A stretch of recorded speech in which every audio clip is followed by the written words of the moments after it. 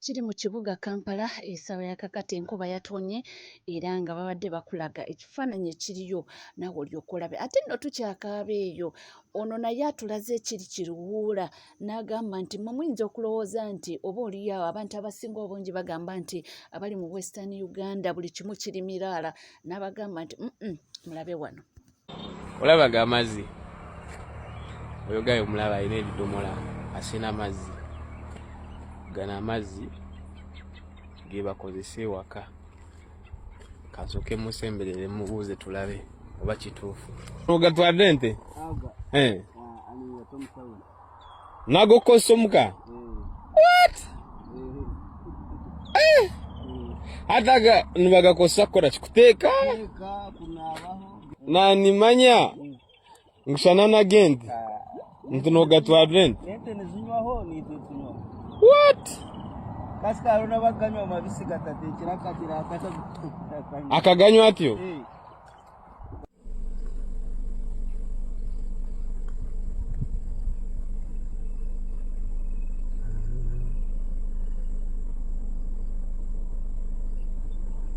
Mukirabye embeera bw'eri si nnungi buli wamu era tuse n'omubuuza nti mbadde mmanyi gano mazzi ganti ate jjukira ente ezimu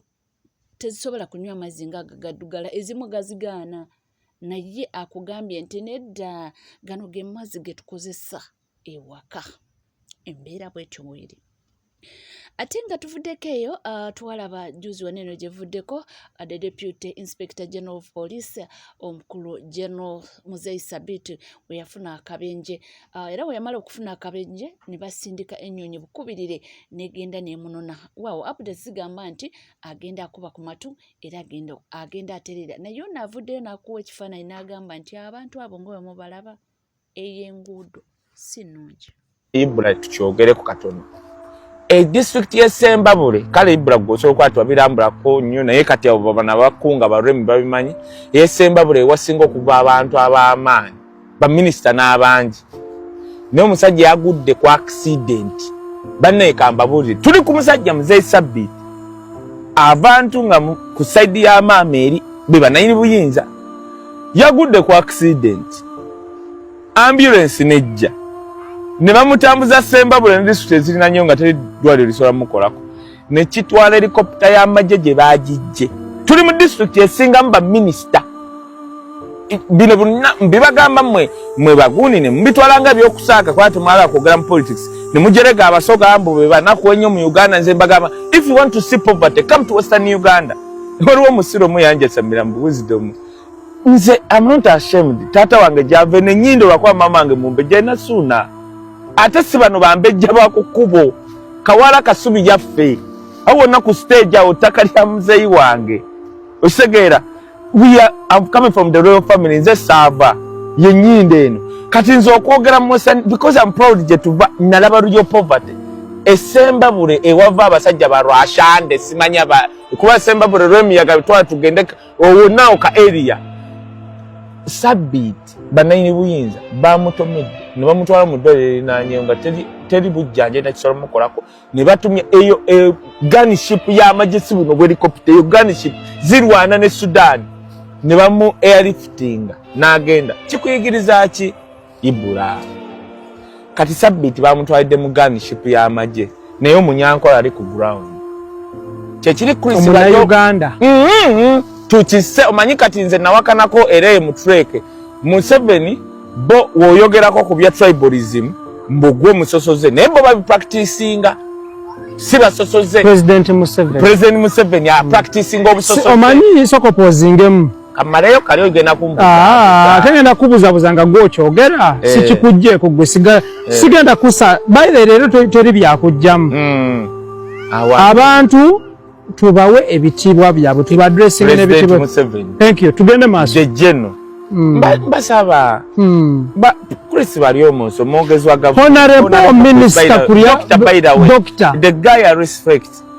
yagwako hatataka Ibula tugera ku doctor hatataka yamukuba nagwo munene bwati ne bamuddusa mu referral hospital wala nga tosobola mukola kubaleetera helicopter tiyali gunship ngeyo eyo gunship gye bakimidde mu nze eyo tebba wantu nga president amanyi eye wambe gwanga bali almost doctor bali almost honorable paka mulago naye abanyankola abali awo mwe mwita banna Uganda chemba gamba bulijjo nti mwe kamba bulire osobola kuba ng'oli munyankole munyarwanda oli mwostana mbumwe muri mu kintu turi mu kintu twatere mundi twatunga obogerero yogere ne wogerero butunga wa ngensawo nkopi nze mbabulira bino ebintu kyobola ebyokukyusa eggwanga is not tribal bagala ne babuzabuza abantu nti n'abasoga bebava ennyo muganda wange omusoga omusanga omwavu ng'asobola okwegulira ekikomando nze waffe mmanyiyo isingiro nga ne sukaali gibula nze neewuunya ng'abanyankola abasinga beesiiga butto nga tasobola nagula bizigo bya tiptop beesiga gundi ki muzigo gwa nte obwavu obuli mu banyankole people don't know mbadde ngamba oyo gundi Ronald oyo ne mugamba gwe genda mu kampuni zonna ezitwala abaana mu Saudi Arabia na luddawa baana banyankole n'abanyarwanda babawala gujjo kyegendereze lwaki kampuni ezo ezitwala ekisooka tosobola gikolanga gweyibbula bo bali bazikola kati bagenda we banoonya abaana abali vulnerable abawala bagenda okunoonya ewalala abantu bafumbira babajja eri waffe mu banaku kyovola be basinga bambye Dubai mu biyumba eyo so nze nkubiriza mulanga nti nze njagala nnyo change neyensawo osobola ogamba nti no kojja wange taata wange nze ibbula kati kankubule nze Jeno Kayanja yangambako lumuntu yu naye gwe mwana gwe omusajja ng'akwagala nnyo Jeno Sale biki ebintu by'olimu eyo nawe abalwagadde nemuga lwagadde bino bye tulimu si byakwagala of course nandisigadde wa Jeno Sale nemba bulungi oyo Nobert yali munaku yejje Kampala nga nenga tegolubege Nobert event oyo promoter twiziba ng'alwana no ng'ate yeegayirira ffe kubanga just ogende naye ne olaba kati naye yajja lwakwanga yasiriwadde najja ne bamuwa miliyoni 3 mmeka from nowhere what about us twandigaggawadde naye twatuuka okuva ffe wa Jeno Sale nga tasobola gamba nti wisdom namuwaako akakadde oyo mukulu Wisdom Kaye akugambye nti bannange mwe ebintu bino mubulabanga ebyokusaaga nti mwe mugenda in fact akozeseza statement n'agamba nti muvumanya abasoga mbu babisi era tebali developed naye n'akugamba nti woba oyagala okumanya abantu abakyali bubi nnyo genda mu Western Uganda si bigambo byange bigambo bya Wisdom Kaye era ebitundu byenkulaze naawe obirabye olabye amazzi onavudde nakubulira enguudo so buli omu avaayo n'agamba nti aba Western bonna bali bulungi abalimbye atuvuddeko awo era nga tweyongerayo jjukira twabawadde amawulire ga mwana muwala Maclean ne tubagamba nti Maclean afudde naye era waliwo emboozi gye nkoze ne mbagamba nti siri sure nti waliwo abagamba afudde abamu bagamba akyaliwo kakati amawulire agaliyo oba gavayo galaga nti Maclean akyaliyo naye mu kubaayo kwe nti babanja oba mbo baagala asasule obukadde 20 kankutwaleyo tulabe. Most of you have been calling me and texting and sending me videos of me and Maclean. Yes, so this morning I took the initiative to go and find out like what's happening with Maclean, and then I found out that she was arrested like 3 days ago. And me, I've always been telling you guys that Maclean is not okay, and she has a mental problem. But when I said that one time on Kabata's live, people were like, oh no, da da da, but that's the reality. So I found out that she was there, but because Maclean has 2 things at the same time, she has fines which are worth 20,000 plus, and then she has a travel ban. So having a travel ban, sometimes it's very difficult for you to be deported. So I managed to get her out, and here she is. I guess she'll make her own live and explain more to every one of you, but she's okay, but not okay. Like you see her, she's unwell and also she has problems. Maclean, do you want to say hello?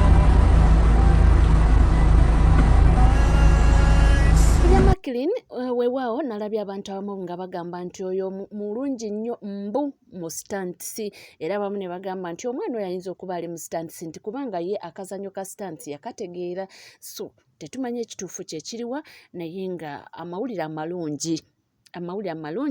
gali nti bambi gyali mulamu ate munange olunaku oluwaleero Katumba oye ninga manyaga matufu ye Katumba John kata munnange bekuba ebikonde n'abasajja abo Electoral Commission nti bwatuuseeyo ne bamutoosinga ne bamugamba simanyi tolina kino empapula ata bamugamba soko otulaawo tugende tulye lanchi n'abagamba lwaki mulya lanchi ne muleka office ng'eri empute nti desk eno yandibaddeko omuntu abalala waki ne bagenda ne balya lanchi ate abalala ne basigala nga bakola ku bantu. Jjukira Katumba ono ayagala kuddamu kwesimba ku kifo kya president. Omwana alemeddeko. Katumba alemeddeko. Naye kyentegeddeko mbu olutuuseeyo oba ne bamugamba nti wabadde wabulayo bintu ng'ebyo oba signature bintu webityo era ne bamubouncing so simanyi oba kijja kuggwa ddi oba nkya naye nga ye akalambidde ayagala kubanga ate addamu okuvuganya. This time around simanyi oba tugenda kubeera n'abantu bameka abavuganya naye kyenategeddeko nti aba PFF bano former Forum for Democratic Change bano abegundi abekatanga bo bavudde ne bagamba nti bagenda kufrontinga muntu yenna. Jukira waliwo essuubi nti oba oli abagenda kufrontinga omukulu Erias Lukwago nene litegeerako nti Erias Lukwago ayagala kudda kuvuganya ku bwa Lord Mayor. So okusinziira ku Honorable Ssemujju Nganda yavuddeyo n'ategeeza n'agamba nti bagenda kubanga bafrontinga omuntu yenna era mbu obuwagizi bwabwe babuwadde bagenda kubanga babuwa omukulu owa NUP agenda okubanga yesimbamu. Wabula kino bwakyogedde abamu ba NUP bavuddeyo ne bagamba nti nedda ife obuwagizi bwabwe tetubwetaaga era ne wandibadde nga tebatusapootinze ffe tuli bawanguzi. Bannange gano mwagategedde aba PFF basazeewo ne bagamba nti bo tebagenda kuleeta presidential candidate era bali laikiri okuwagira Robert Kyagulanyi Ssentamu ku bukulembeze bw'eggwanga Uganda. Ssemujju Nganda ebyo bivudde mu kamwako twalisanyuse senga mubadde n'obuwagizi naye era olwedde newe mwali esimbyewo era temuyina buwagizi. Osegedde ekyokubiri tumanyi missoni zammwe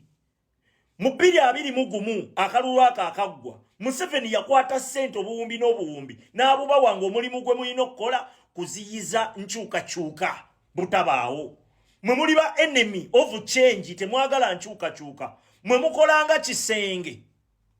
ekiremesa bannayuganda okutuuka ku Museveni okwenunula era tukimanyidde ddala bulungi nti mulabewo abaayina kyakuwa ekirungi abaayina ate kyayagala okujjako ekirungi ennyo. Kati kiki kye mwagala otwala? Mwagala kugula trust eri bannayuganda again n'okulaga nti ddala kituufu muzze kulwanyisa Museveni again. Naye njagala mukitegeere nti bannayuganda baabuuka nnyo awo we baabamanyira luli baabajjawo dda. Ekyo nkikubuulira baabajjawo dda bakitegeera nti missoni zammwe zeezo. Katemba wammwe yenna gwe mukoze mu byobufuzi nga mufuba kuziyiza munnayuganda kumulemesa kwenunula. Kati temugenda kwesimbawo ffe bitukwatirako wa kubanga ffe tukimanyidde ddala bulungi nnyo munnayuganda yenna ayagala change. Ekibiina kiri kimu ekiyimiriddewo ku lw'enkyukakyuka ye NUP. Osegedde NUP yeyimiriddewo ku lw'enkyukakyuka ebirala byonna gasiya. Osegedde nga tukimanyidde ddala nti mmwe mukola na Katemba ku making sure nti at least NUP mugisuula ku mitendera egy'enjawulo. Owulira oba muleese presidential candidate oba temuleese musigala muli ba enemy kubanga tukimanyidde ddala nti Museveni ayagala NUP ekole bubi agenda baakalulu ng'ayina kye yeekwasa nti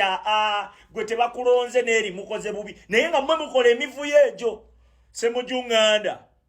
oyo yenna Katemba gwe mutubalira ffe tusigala tubalabanga balabe nze nkulabanga mulabe nze nga munnayuganda. Ekyo nkikubuulira. Nze sigenda kuzannya Katemba tembo oyo gwe muzannya neefuule nkuwagira naye nga nkimanyi kyombalira. Nze nja kugamba nti eyo yenna Katemba wo toŋŋamba. Ffe twagala ggwanga kwenunula. Osegedde temugula trust gye tuli nti obukulembeze bw'eggwanga mukimanyidde ddala nti already abantu bo bamanyi gwe bagenda okulonda. Kati mwagala mulage nti wali waggulu mumuwagira then eno mugulireko trust eno wansi mutandiko tulyanga kawukuumi temutumanyira wamma. oba mwesimbawo oba temwesimbawo mwe mumanyi otegedde ffe omukulembeze tumanyi Robert Kyagulanyi Ssentamu ate atambula n'ekintu ekyo amboleera wogira batikinga gwe womulabye tikinga otegedde mukiwulidde ono yagambye nti mbu obwagizi bwawe tebandibwetaaze munnange agali ewamu ge galuma ennyama njagala mutegeere nti mu politics tebabaamu permanent enemy era munnange we batuwa obululu oba bwebazaayo ne bagamba nti leka tusupporting it is okay leka bakole ki abo abantu abatono bemugamba nti temubeetaaga bayongerako kinene nnyo ate nze ndowooza omulaba ali omu yekka gwe mulwanyisa ye President Yoweri Kaguta Museveni so oli bw'avaayo n'agamba nti babawadde support nze ndowooza kiba kyetagisa enewe nze njogedde bwogezi era nga ndiwojja si kubanga nkutuusaako ebyo byonna ebigenda mu maaso nga tuvuddeko eyo tulina waneeno First Lady w'ekibiina kya NUP omukyala Babi Kyagulanyi Etungo ayinako byagamba tuwulire mu bigambo kibubaka kibwayisaawo kyekino ekika ky'abantu b'otalina kwesembereza mu bulamu bw'obanga olina abantu b'omala nabo obudde obusinga nga bye boogera bye bakola n'endowooza zaabwe tebikusikiriza kwagala bafaanana noonya saako empya olw'obugambo obwo obwa First Lady songerako nkojjako mba nkwongerayo n'ebirala ebitambula era ebigenda mu maaso waliwo wano omwami ayogera ku Bwakabaka katuwulire kiki kyatugamba abaana lwaki mubaloga ne mulyoka mubonyabonya abasawo abaganda embuzi n'embuzi zonna batwalira ne bazisalira obwerere nga eddogo gwe waloga muwalawo mwe bisajja mmwe mulekeraawo okuta abaana abalenzi nga mubatadde nagalaale ekyana ekirenzi ne kigenda omukazi n'akifuka ku mutwe kubanga si kisajja kyasigala kyana ewuwo tewakisiibula abayi mwagala kunkola naye muzukulu wa Kalebu Kejje n'omusanga nga nakyo kise kibotte kiri ku mmeeza kikubira enva engalabi mukyala ezangire wano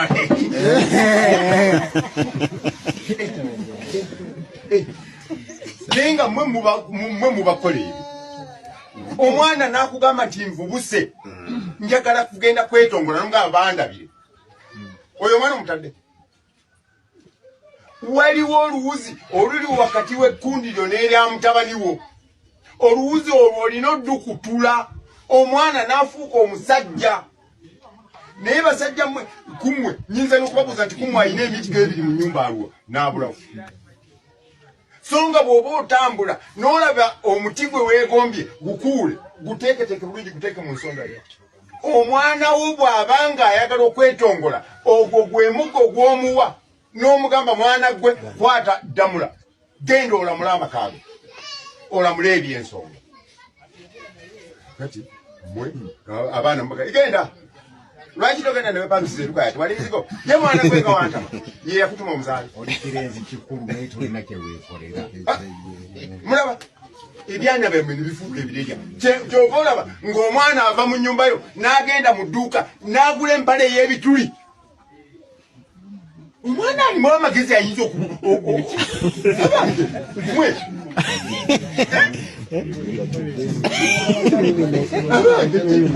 oyambala entamenge ekitegeeza nawe brain yo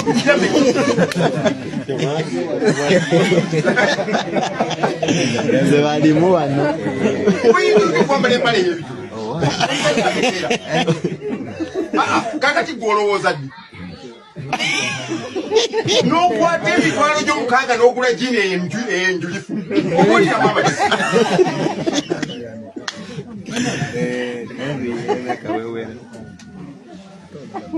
kyekyoli ku NCK TV teweerabira kubanga osubscribinga ringinga that notification bell sharinga likinga ebisigadde butereva mawulire nja kubanga nga kuwa era nja kubanga nga kutuusako na wale wona wasinzidde sigala naffe tova